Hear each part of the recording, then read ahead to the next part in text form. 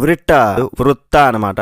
ఇదొక సర్కిల్, ఇదొక కన్నడ మూవీ. G5లో తెలుగులో కూడా స్ట్రీమింగ్ అవుతుంది. డబ్బింగ్ పర్లేదు, బాగానే ఉంది. ఫ్యామిలీతో పాటు కూడా చూడొచ్చు.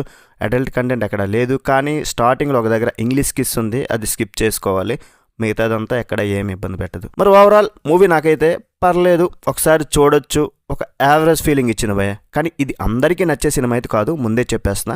మీకు సైకలాజికల్ థ్రిల్లర్స్ అండ్ ప్రయోగాత్మక మూవీస్ ఇష్టపడితే మూవీని అయితే ట్రై చేయొచ్చు. రొటీన్గా కాకుండా కొద్దిగా డిఫరెంట్గా ఉండాలి అనుకుంటే మూవీ సెట్ అయ్యింది. మూవీ అయితే చాలా స్లోగా ఉంటుంది. సగం నచ్చింది, సగం నచ్చలేదు నాకు. ఆ పేసింగ్ కొద్దిగా ఇబ్బంది పెడుతుంది. క్లైమాక్స్ ట్విస్ట్ మాత్రం ఎక్స్పెక్ట్ చేయలేదు, ఒక రకం. కానీ అర్థం కూడా చేసుకోవాలి. సైకలాజికల్ థ్రిల్లర్స్ అంటే కొంచెం లాజిక్గా కూడా కొన్ని సీన్స్ వర్కౌట్ అవ్వాలి. ఇక్కడ కొన్ని చోట్ల వర్కౌట్ అవ్వలేదు. హాలీవుడ్లో ఇలాంటి డిఫరెంట్ సైకలాజికల్ థ్రిల్లర్స్ వస్తుంటాయి. ఒక విధంగా ప్రయత్నం మంచిదే, ఇంకా బాగా తీసుంటే బాగున్ను. ఓవరాల్గా చూడొచ్చు, ఓటీటీ కాబట్టి. అండ్ రన్ టైం కూడా ఒక 1 hour 50 minutes ఉంది. ఆ పేసింగ్ తట్టుకొని చూస్తే ఓకే అనిపిస్తుంది. మన హీరో సిద్ధార్థ్ అలియాస్ మాహిర్ మొయ్యుద్దీన్ చుట్టూనే తిరుగుద్ది. అతనికి అప్పులు మాత్రం కొండంతున్నాయి. అప్పుల వల్ల టార్చర్ భరించలేక ఒక డీల్ కోసం చీకటి పడ్డాక అడవిదారిలో కారు వేసుకొని బయలుదేరుతాడు. బెంగళూరు నుండి పుష్పగిరి అనే ప్లేస్కి వెళ్ళాలన్నమాట. దారిలో ఒక రాంగ్ టర్న్. అక్కడితో మొదలవుతుంది అసలు తతంగం. అడవి, చీకటి, వింత శబ్దాలు, ఫోన్ కాల్స్. ఇవే సినిమాలో మెయిన్ విలన్స్.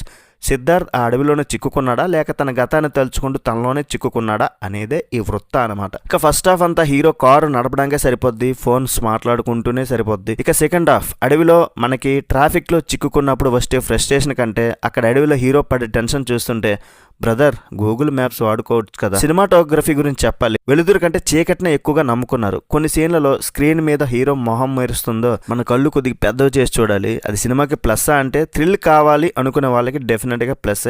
బ్యాక్గ్రౌండ్ స్కోర్ మాత్రం చాలా బాగుంది. ఏమీ జరగని చోట కూడా ఏదో జరిగిపోతుందో ఏమో అని మనల్ని కొద్దిగా టెన్షన్ పెట్టిస్తారు. సినిమా 1 hour 50 minutes మాత్రమే ఉన్నా కొన్ని చోట్ల ఇంకా అడవిలోనే ఉన్నామా అనిపిస్తుంది. మాహిర్ పర్ఫార్మెన్స్ అయితే కొత్త హీరో అయినా భయం, ఫ్రస్ట్రేషన్ బాగా పండించాడు. ఇక డైరెక్షన్ లిఖిత్ కుమార్ గారు చాలా తక్కువ క్యారెక్టర్స్తో ఒకే లొకేషన్ అంటే దాదాపు మ్యాక్సిమం ఒకే ప్లేస్లో సినిమాని నడిపించడం, లాగించడం మామూలు విషయం కాదు. మాస్ ప్రేక్షకులకు మాత్రం ఫైట్లు ఎక్కడ, ఐటమ్ సాంగ్స్ ఏవి భయ్యా, ఇందులో కామెడీ ఏది భయ్యా, అసలు ఏంటిది అనుకుంటారనమాట. రొటీన్ కమర్షియల్ మూవీస్ ఇష్టపడేవారైతే స్కిప్ చేసేయచ్చు. క్లైమాక్స్ అందరికీ అర్థం కావాలని రూల్ లేదు. సో ఓపెన్ ఎండింగ్ అనమాట. ఫైనల్గా రొటీన్ సినిమాలు చూసి బోర్ కొట్టి లైఫ్ అంటే ఏంటి, మనం ఎటు వెళ్తున్నామని ఫిలాసఫీగా ఆలోచించే మూడు ఉంటే ఈ వృత్త అనేది ఒకసారి చూడొచ్చు. కానీ చీకటి అంటే భయం ఉన్నవాళ్ళు, అడవిలో ఒంటరిగా కారు నడిపే వాళ్ళు మాత్రం జాగ్రత్త సుమి.